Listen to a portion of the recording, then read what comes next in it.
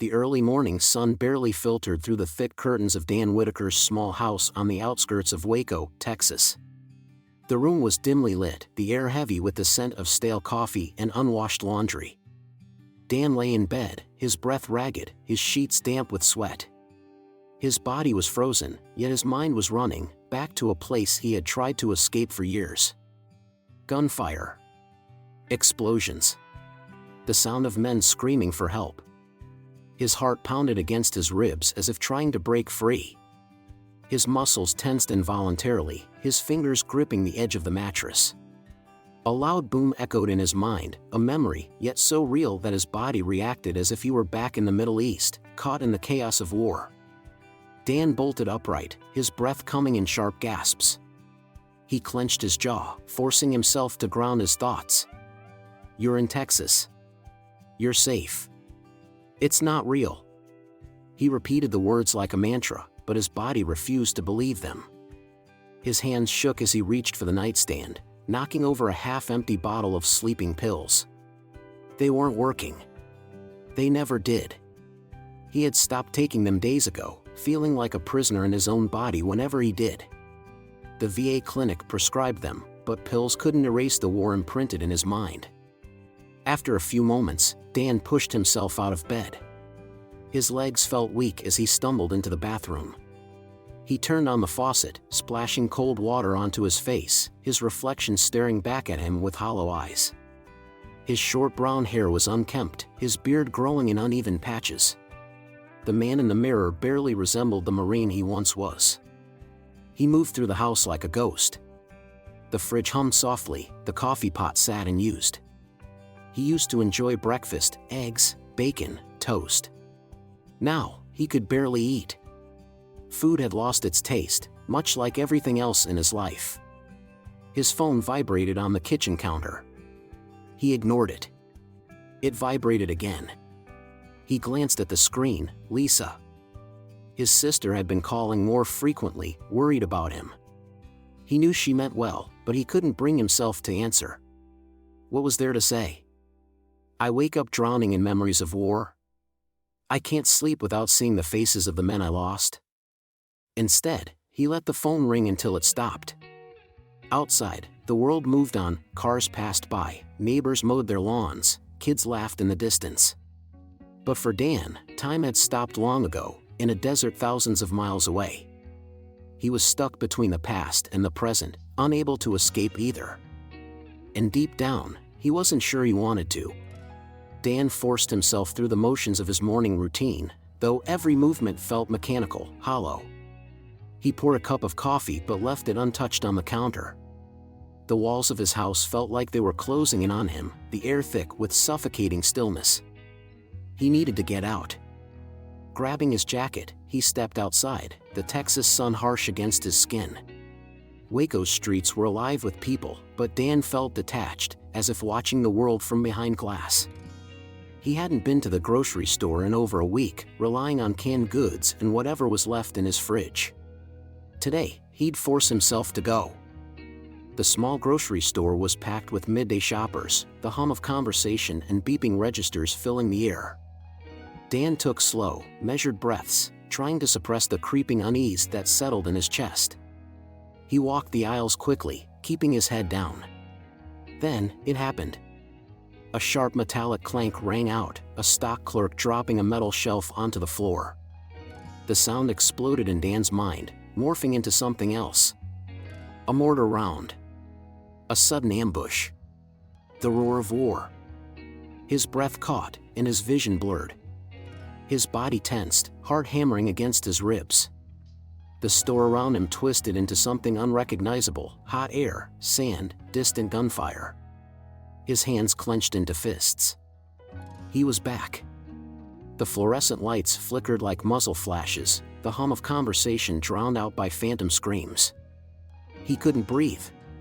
His pulse pounded in his ears as he stumbled backward, nearly knocking over a display of cereal boxes. "Hey, you okay?"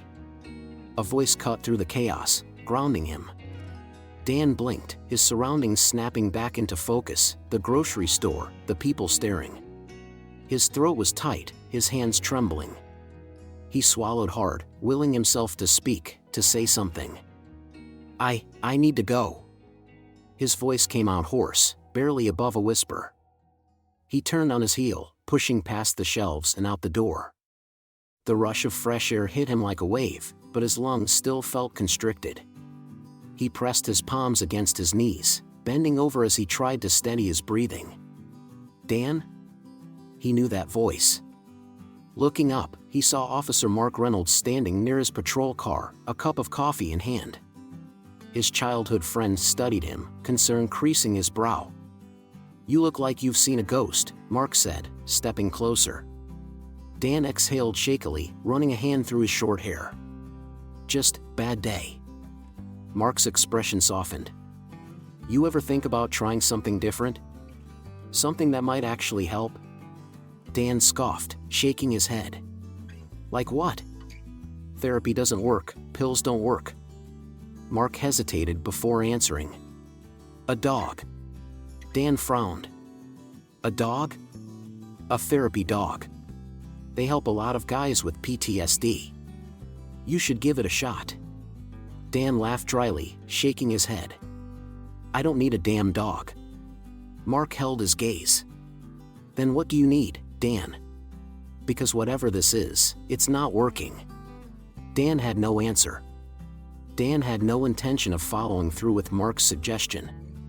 The idea of getting a dog seemed ridiculous. He wasn't some wounded veteran looking for a comfort animal. He was fine, at least, that's what he told himself. But the truth gnawed at him. The panic attacks were getting worse. The nightmares left him exhausted. And after his episode in the grocery store, he couldn't deny it anymore, he was spiraling. Mark didn't push him, but a few days later, he sent Dan a text with an address. "No pressure, just check it out." Dan ignored it at first, but the seed was planted. One restless night, after hours of staring at the ceiling, he found himself Googling PTSD service dogs. The stories sounded too good to be true: veterans who hadn't left their homes in years suddenly able to function again, men who'd lost all hope rediscovering life. Dan wasn't convinced, but something in him stirred. The next morning, before he could change his mind, he got into his truck and drove to the address Mark had sent. It was a therapy dog training center just outside of Austin, Texas, about an hour and a half from Waco. The facility was modern but warm, with wide-open fields and fenced-in areas where dogs ran freely. A simple sign at the entrance read, "Hope Tales, Service Dogs for Veterans." Dan hesitated before getting out of the truck. This was a mistake. He didn't belong here. But before he could turn back, the front door opened, and a woman stepped out.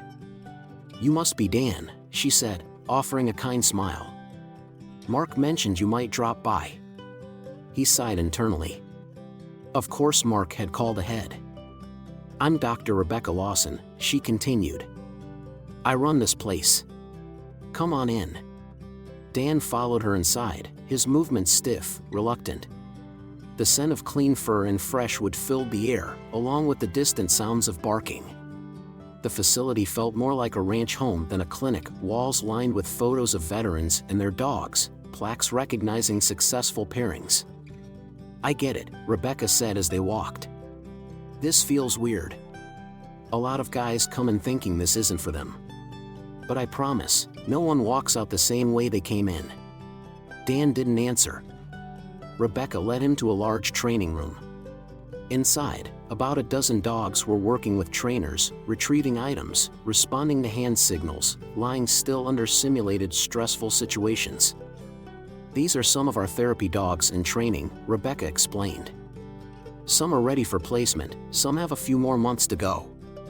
Dan watched, arms crossed, unwilling to admit the sight impressed him. The dogs were disciplined, focused, intelligent. Then Rebecca called out, "Bailey. Come here, girl." From across the room, a golden retriever lifted her head, ears perking up. She trotted toward them with an easy confidence, her golden fur catching the sunlight streaming through the windows. She was medium-sized, well-built, with soulful brown eyes that seemed to assess him as much as he was assessing her. Bailey sat down right in front of Dan and stared up at him expectantly. "She's one of our best," Rebecca said. "She's been trained specifically for PTSD cases." Dan shoved his hands into his pockets. "Yeah? And what does that mean?" "Bailey can sense changes in heart rate, detect panic attacks before they start, and respond to anxiety cues. She knows how to guide you out of a flashback and can even wake you from nightmares." Dan exhaled through his nose, skeptical. "Sounds like a trick." Rebecca chuckled. "Try it." Dan sighed. He crouched slightly, looking at Bailey. "All right, what do you do?" Bailey responded immediately. She nudged his hand with her nose, then pressed her body against his leg. Dan felt a rush of warmth, unexpected and grounding. He didn't realize how tense he'd been until that moment. "She's redirecting your focus," Rebecca said. "If you were in the middle of a panic attack, this would help ground you. Go ahead, try to shake her off." Dan stood and took a step back. Bailey followed. He moved again. Bailey was right there, pressing gently against his side. He frowned. "She's persistent." Rebecca grinned. "That's the point." Dan sighed and ran a hand through his hair. "Look, I appreciate this, but I don't think." Before he could finish, Bailey did something unexpected. She placed her paw on his knee, looked up at him, and let out the softest, most understanding sigh he had ever heard. It wasn't just a dog reacting. It was knowing. Dan swallowed hard.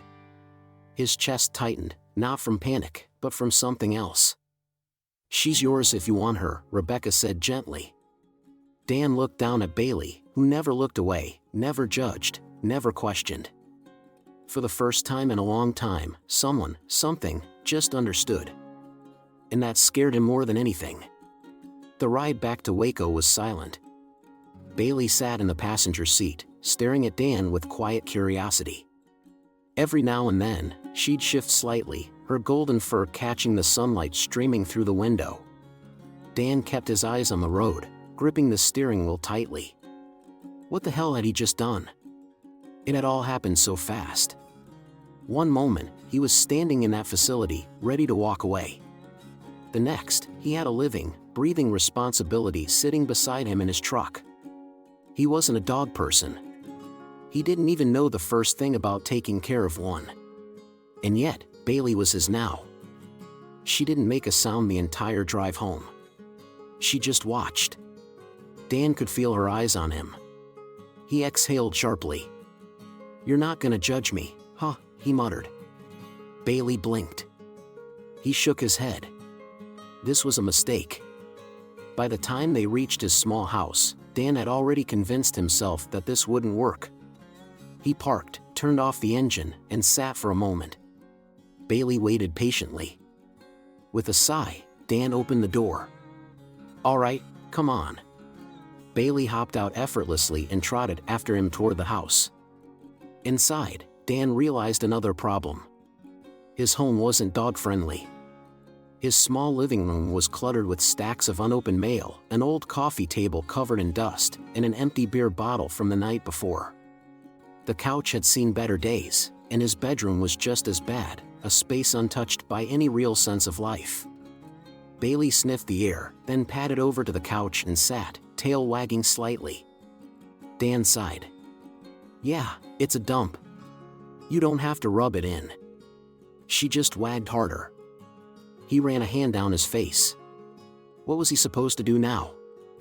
Rebecca had given him a rundown of Bailey's routine. She needed exercise, training, reinforcement, structure. But Dan wasn't used to structure. He hadn't had a routine since he left the Marines. His life had turned into an endless loop of waking up, enduring the day, and trying to forget the night. Now, he had this dog in his space. A dog that wouldn't leave. "All right," he muttered. "First things first, you sleep outside." Bailey tilted her head. Dan grabbed an old blanket, opened the back door, and pointed outside. "Go on. This is your spot." Bailey didn't move. Dan sighed. "Come on." "You're a dog. Dogs sleep outside." Bailey sat down, staring at him like he was an idiot. Dan groaned and ran a frustrated hand through his hair. "Fine. One night inside. But don't get comfortable."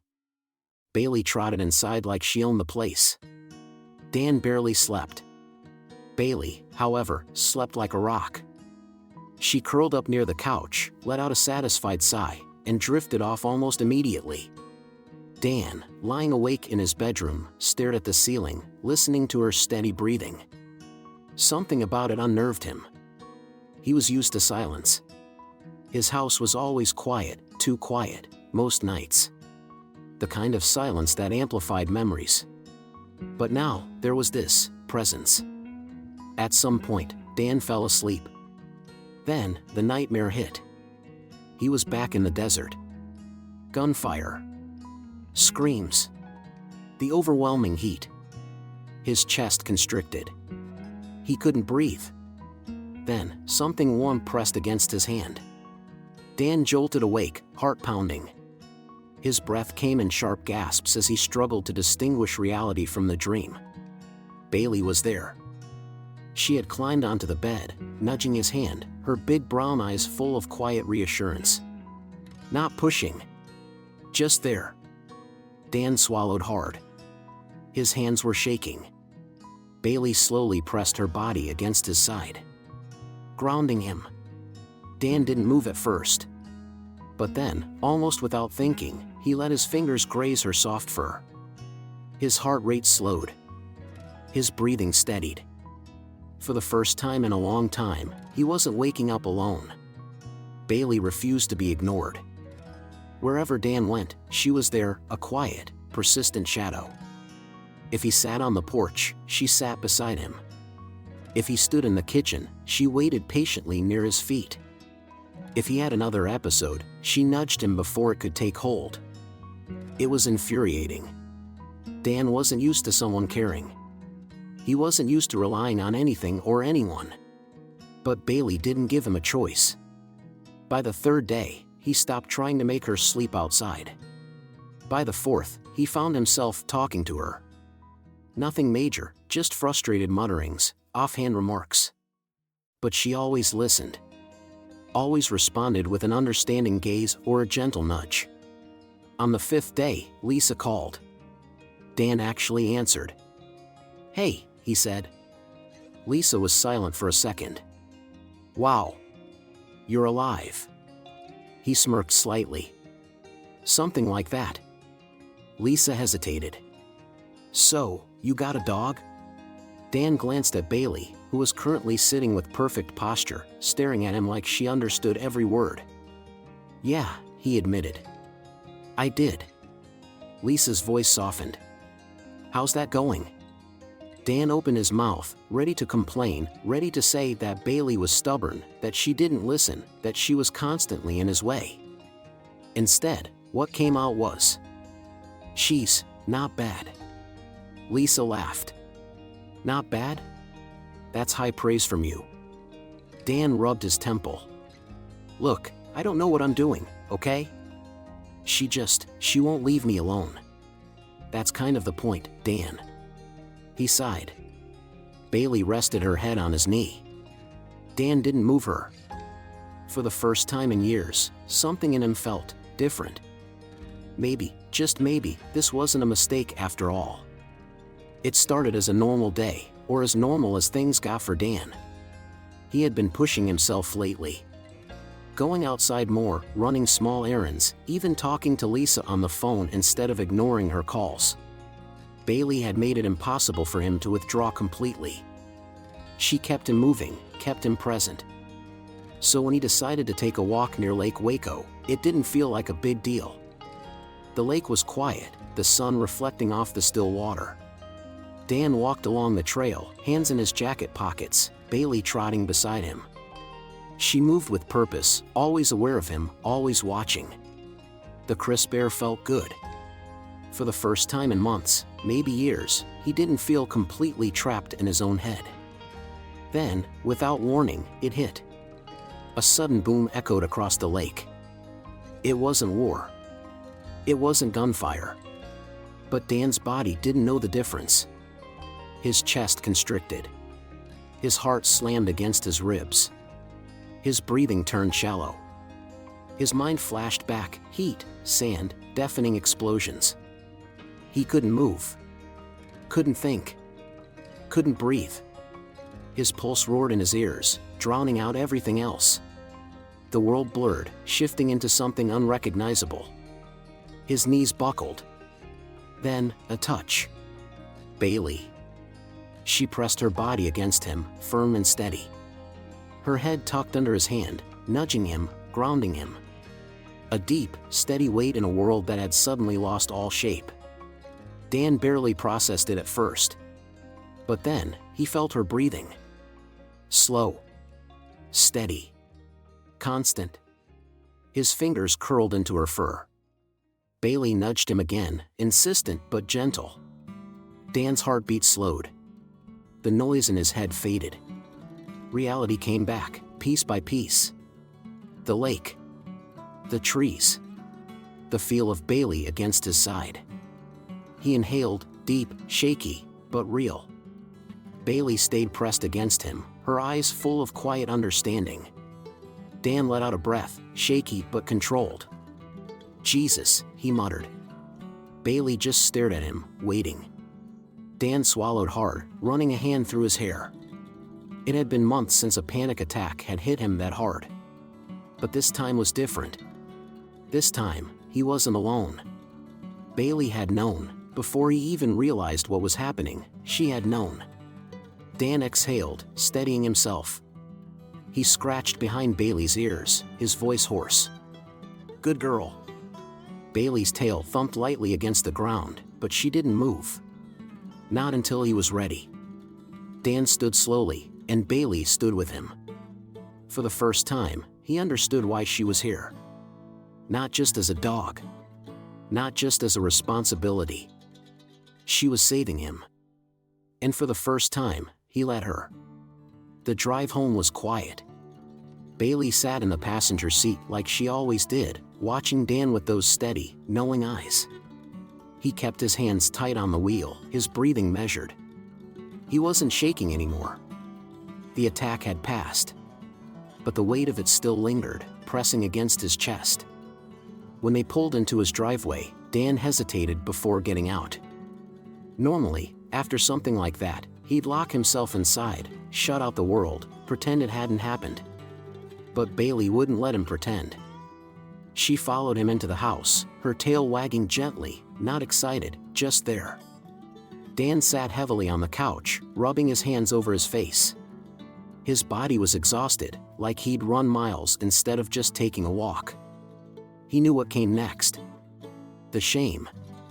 The anger. The voice in his head telling him he was weak, that he should be able to handle this. But then, before he could spiral, Bailey rested her head on his lap.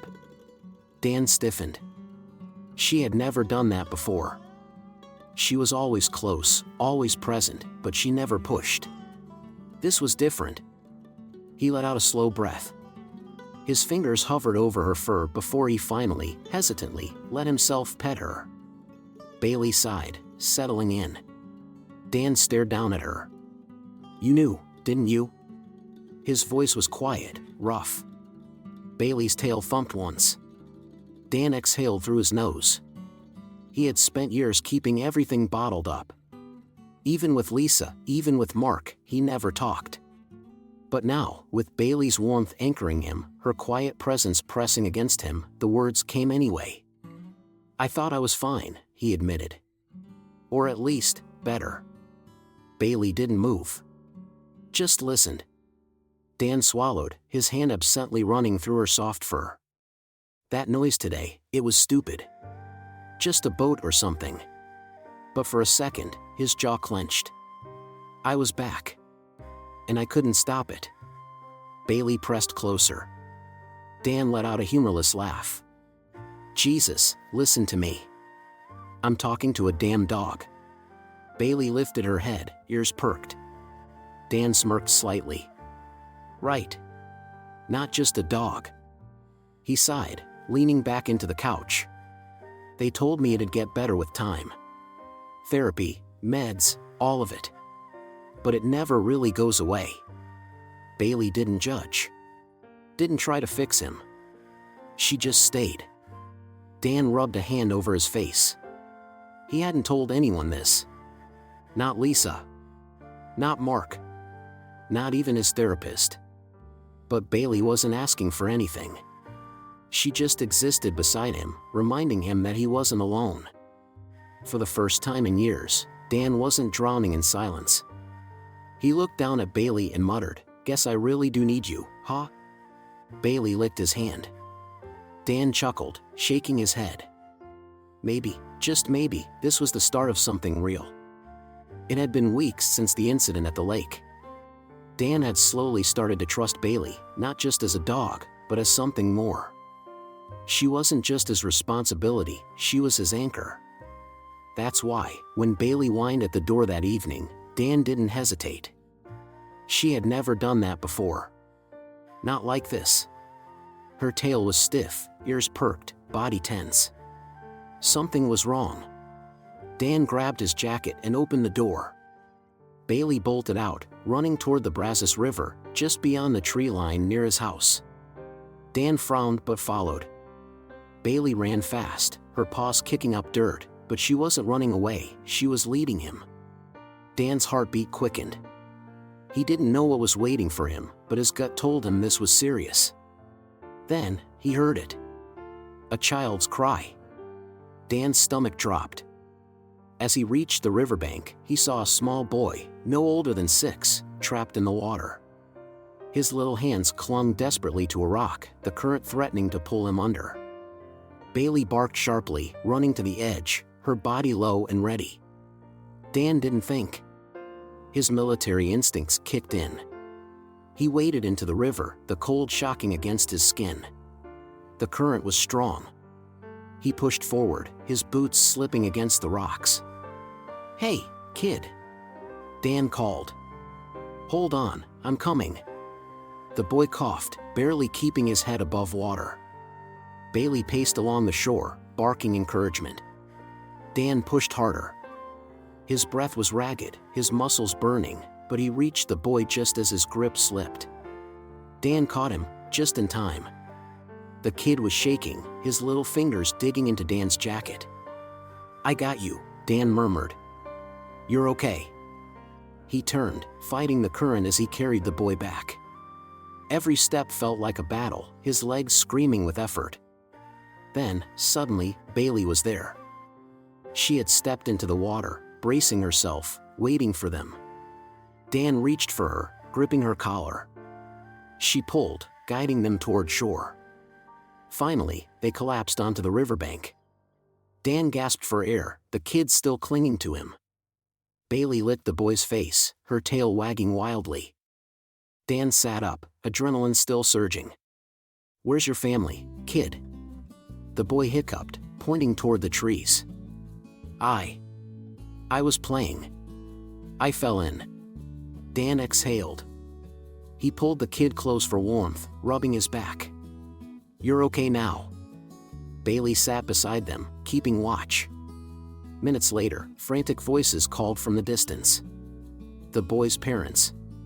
Dan stood as they appeared, their faces etched with fear.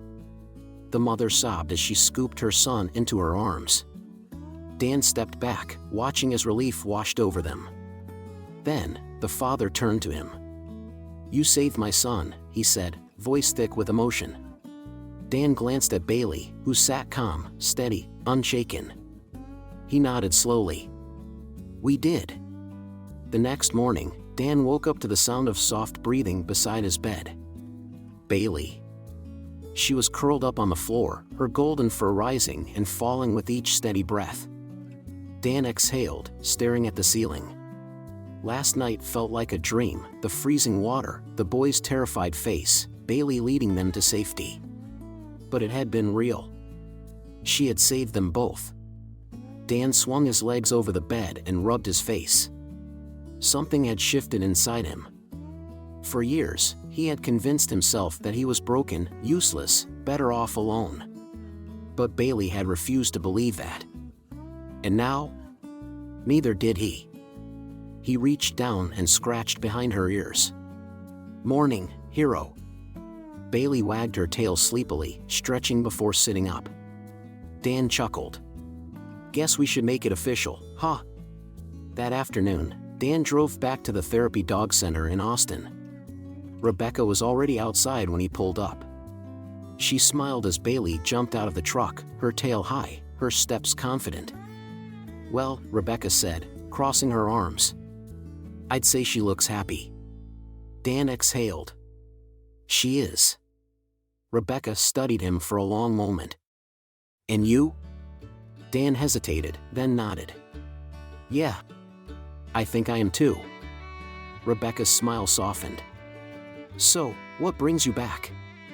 Dan looked down at Bailey, who pressed against his leg like always. "I want to make it official," he said. "I want to register Bailey as my service dog." Rebecca grinned. "Took you long enough." A week later, Dan stood outside the VA clinic in Waco. For the first time in years, he wasn't dreading going inside. Bailey sat beside him, her leash loose in his hand. She wasn't pulling. She wasn't anxious. She was just there. Like always. Dan took a deep breath. His heart still beat fast when he walked into crowded places. He still had bad nights. But now, he wasn't drowning anymore. He looked down at Bailey. "You ready?" She wagged her tail. Dan smirked. "Yeah. Me too." And with that, they walked inside, together.